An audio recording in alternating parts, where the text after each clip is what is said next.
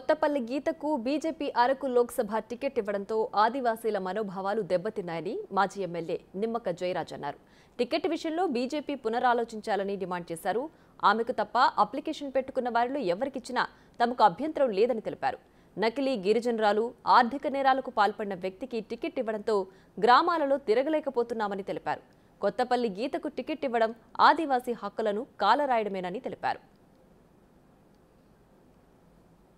Parliament seat శ్రీమతి కొత్తపల్లి గీత గారు, ఆమెకి Bharatiya Janata party ఉమ్మడి అభ్యర్థిగా ప్రకటన చేయడం అన్నది ఆదివాసీ అరకు పార్లమెంటు మొత్తం మీద కూడా చాలా తీవ్ర నిరసనకు నిరాశకు గురవడం జరుగుతుంది.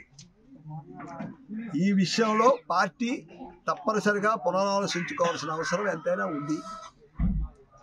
ఇది భారతీయ జనతా పార్టీ అలాగే గిరిజన విభాగంతో పాటు ఆదివాసీ సంఘాలందరం కూడా ముక్త కంఠంతో ఆమె అభ్యర్థిత్వాన్ని మార్చమని కోరుతూ ఉన్నారు, డిమాండ్ చేయడం కూడా జరుగుతుంది. ఈరోజు ఆమెకి టికెట్ ఇవ్వడం వల్ల భారతదేశంలో భారతీయ జనతా పార్టీ ఉన్న కీర్తి కిరీటాలన్నీ కూడా పతనమైపోయినటువంటి పరిస్థితి దాపురించిందని మేము ఆవేదనగా భారతీయ జనతా పార్టీ పెద్దలకు తెలియజేస్తూ ఉన్నాం.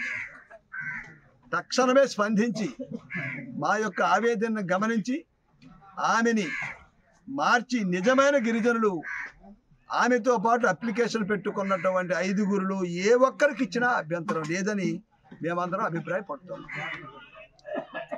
ఈరోజు భారతీయ జనతా పార్టీయే కాదు, ముఖ్యంగా ఆదివాసీ ప్రాంతంలో ఉన్నటువంటి అందరూ కూడా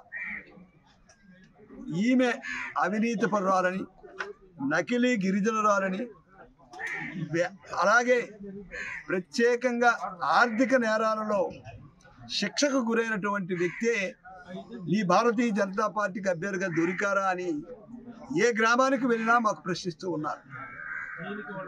అంత అగత్యం పార్టీకి ఏమొచ్చిందనేదే ప్రజల ప్రశ్న. దానికి సమాధానంగా ఒక భారతీయ జనతా పార్టీ కార్యకర్తలుగా సమాధానం చెప్పడం మాకు కూడా చాలా కష్టమవుతుంది. ఇలాంటి పరిస్థితి ఈ రకంగా దాపురిస్తుందని మేము కలలో కూడా ఊహించలేదు.